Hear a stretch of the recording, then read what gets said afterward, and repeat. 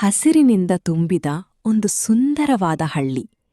ಆ ಹಳ್ಳಿಯೇ ಕಥೆಯ ಭಾಗವಾದ ಮಲ್ಲಿಗೆ ಹಳ್ಳಿ. ಹಳ್ಳಿ ಸುತ್ತಲೂ ಹಸಿರು ಹೊಲಗಳು ದೂರದವರೆಗೂ ಹರಡಿಕೊಂಡಿವೆ, ಹಾಗೂ ನೋಡೋದಕ್ಕೂ ಸುಂದರ. ಮಲ್ಲಿಗೆ ಹಳ್ಳಿ ಚಿಕ್ಕದಾದರೂ ಮನಸ್ಸಿಗೆ ಹತ್ತಿರವಾಗುವ ಹಳ್ಳಿ. ಆ ಹಳ್ಳಿಯಲ್ಲಿ ಪುಟ್ಟ ಕುಟುಂಬವಿತ್ತು. ಆ ಕುಟುಂಬವೇ ಈ ಕಥೆಯ ಮುಖ್ಯ ಪಾತ್ರಧಾರಿಗಳು. ಹೆಸರು ವಿಕ್ರಮ್, ಮನೆಯ ಮುಖ್ಯಸ್ಥ, ಕಟ್ಟಡ ಕೆಲಸಗಾರ, ಸ್ವಲ್ಪ ಕಠಿಣ ಸ್ವಭಾವ.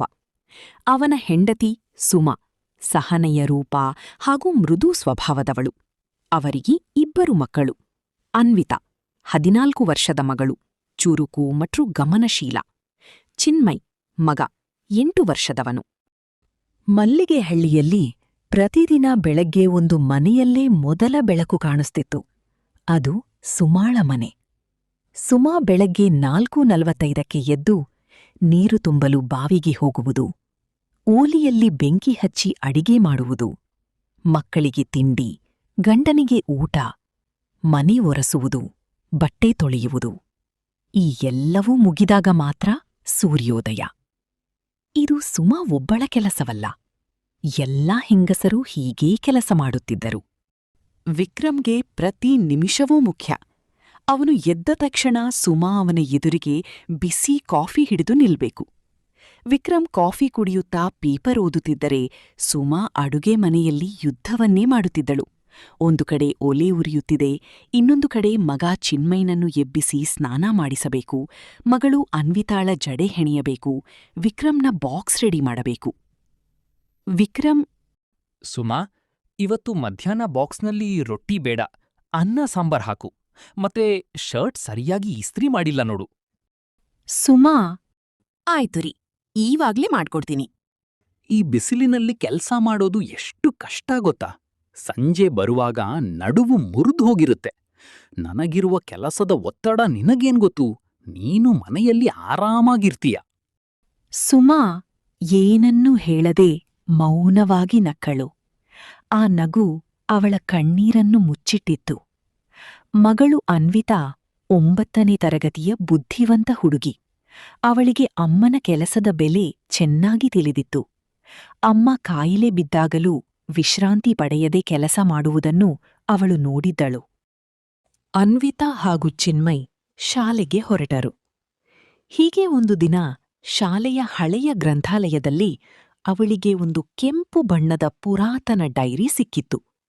ಅದರಲ್ಲಿ ಬರೆಯಲಾಗಿತ್ತು, ಈ ಪ್ರಪಂಚ ನಡೆಯುತ್ತಿರುವುದು ಕಾಣುವ ಶಕ್ತಿಯಿಂದಲ್ಲ, ಕಾಣದ ಮೌನ ಶಕ್ತಿಯಿಂದ. ಆ ಶಕ್ತಿಗೆ ಅವಮಾನವಾದರೆ ಕಾಲವೇ ಸ್ತಬ್ಧವಾಗುವುದು ಎಂದು ಬರೆಯಲಾಗಿತ್ತು. ಅನ್ವಿತಾ ಮನೆಗೆ ಬಂದು ಅಪ್ಪ ಅಮ್ಮನನ್ನು ನಡೆಸಿಕೊಳ್ಳುವ ರೀತಿ ಕಂಡು ಬೇಸರಗೊಂಡಳು. ರಾತ್ರಿ ಅಪ್ಪ ತನ್ನ ಶೂಗಳನ್ನು ಹಜಾರದಲ್ಲೇ ಬಿಟ್ಟು ಹೋಗಿದ್ದ. ಅಮ್ಮ ಅದನ್ನು ಅಚ್ಚುಕಟ್ಟಾಗಿ ಎತ್ತಿಟ್ಟಳು. ವಿಕ್ರಮ್ ಊಟ ಮಾಡುವಾಗ ಉಪ್ಪು ಕಡಿಮೆಯಾಗಿದೆ ಎಂದು ತಟ್ಟೆಯನ್ನೇ ತಳ್ಳಿ ಎದ್ದು ಹೋದ. ಸುಮಾ ಮೌನವಾಗಿ ಆ ತಟ್ಟೆಯನ್ನು ಎತ್ತಿ ತಾನೂ ಅದೇ ಊಟ ಮಾಡಿದಳು. ಅನ್ವಿತಾ ಅಂದು ರಾತ್ರಿ ಆ ಮಾಯಾ ಡೈರಿಯಲ್ಲಿ ಬರೆದಳು, ಮನೆಯನ್ನು ನಂದನವನವಾಗಿಸುವ ಹೆಣ್ಣಿಗೆ ಬಿಲ್ಲಿ ಬೆಲೆಯಿಲ್ಲ. ಈ ಹಳ್ಳಿಯ ಗಂಡಸರು ತಾವು ಮಾಡು ಹೊರಗಿನ ಕೆಲಸ ಮಾತ್ರ ಶ್ರೇಷ್ಠ ಎಂದು ಅಂದುಕೊಂಡಿದ್ದಾರೆ. ಅವರಿಗೆ ಪಾಠ ಕಲಿಸಲು ಮಲ್ಲಿಗೆಹಳ್ಳಿಯ ಮಹಿಳಾ ಶಕ್ತಿ ಒಂದು ದಿನ ಮಾಯವಾಗಲಿ.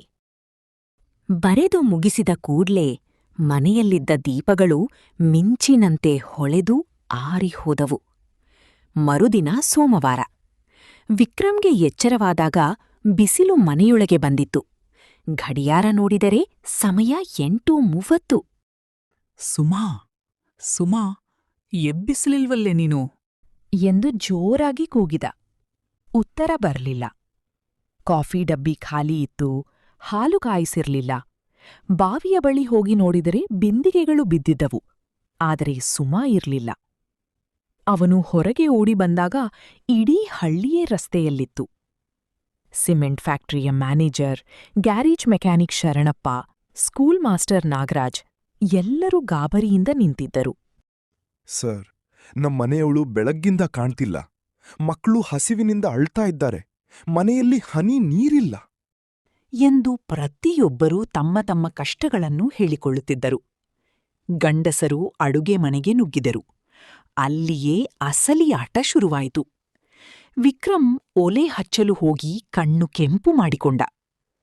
ಮಕ್ಕಳು ಹಸಿವು ಎನ್ನುತ್ತಿದ್ದರು. ಅನ್ವಿತಾ ಹೇಳ್ತಾಳೆ, ಅಮ್ಮ ನಾವು ಕೇಳುವುದಕ್ಕೂ ಮೊದಲೇ ತಿಂಡಿ ಊಟ ಎಲ್ಲ ಕೊಡ್ತಿದ್ರು, ಆದ್ರೆ ಇವಾಗ್ ನಮ್ಮನ್ನ ಯಾರು ನೋಡ್ಕೋತಾರೆ ಅಪ್ಪ.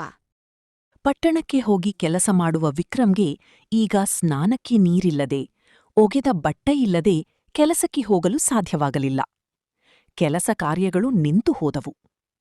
3ನೇ ದಿನ ಸಂಜೆ ವಿಕ್ರಮ್ ದಣಿದು ಮನೆಯ ಕತ್ತಲೆಯಲ್ಲಿ ಕುಳಿತಿದ್ದ. ಹಸಿವಿನಿಂದ ಹೊಟ್ಟೆ ಚುರುಗುಟ್ಟುತ್ತಿತ್ತು.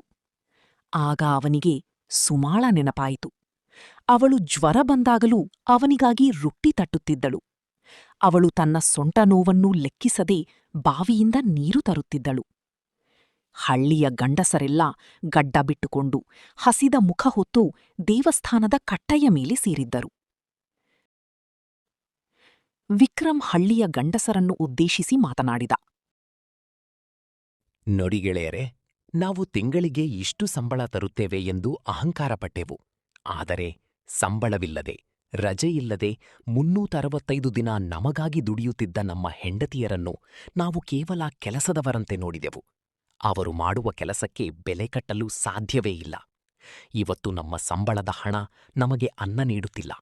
ಅವರ ಪ್ರೀತಿ, ಆರೈಕೆ ಹಾಗೂ ಕೈಗುಣ ನಮಗೆ ಬೇಕಾಗಿದೆ. ಎಲ್ಲಾ ಗಂಡಸರು ಹೌದು ಎಂದು ಪಶ್ಚಾತ್ತಾಪದಿಂದ ಕಣ್ಣೀರು ಹಾಕಿದರು.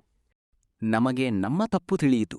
ಅವರು ವಾಪಸ್ ಬಂದರೆ ಸಾಕು, ನಾವು ಅವರ ಕೆಲಸದಲ್ಲಿ ಪಾಲುದಾರರಾಗುತ್ತೇವೆ ಎಂದು ಪ್ರತಿಜ್ಞೆ ಮಾಡಿದರು.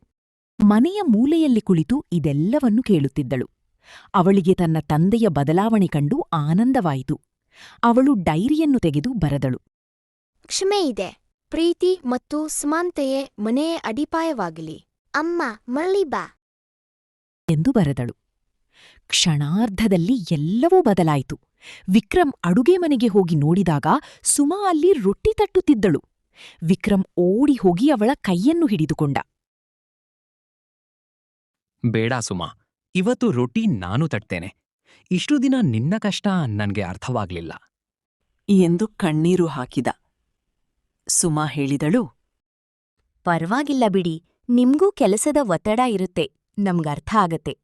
ಆದ್ರೆ ನಾವ್ ಕೇಳೋದು ಕೇವಲ ಸ್ವಲ್ಪ ಸಮಯ ನಮ್ಗೋಸ್ಕರ ಕೊಡಿ. ಆದ್ರಿಂದ ನಮ್ಗೇ ಸಿಗೋ ಖುಷಿನೇ ಬೇರೆ.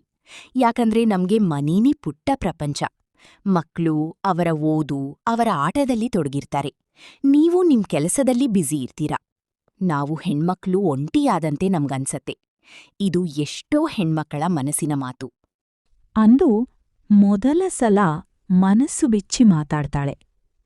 ಇದಾದ ನಂತರ ಮಲ್ಲಿಗೆ ಹಳ್ಳಿಯ ಪ್ರತೀ ಮನೆಯಲ್ಲೂ ಗಂಡಸರು ಪಾತ್ರೆ ತೊಳೆಯಲು, ನೀರು ತರಲು ಹೆಂಡತಿಯರಿಗೆ ಸಹಾಯ ಮಾಡತೊಡಗಿದರು. ಹಳ್ಳಿಯ ಗಾಳಿಯಲ್ಲಿ ಈಗ ಮಲ್ಲಿಗೆಯ ಪರಿಮಳದ ಜೊತೆಗೆ ಪರಸ್ಪರ ಗೌರವದ ಸುಗಂಧವೂ ಹರಡಿತ್ತು. ನಾವೀ ಕಥೆಯ ಕೊನೇ ಹಂತಕ್ಕೆ ಬಂದಿದೀವಿ.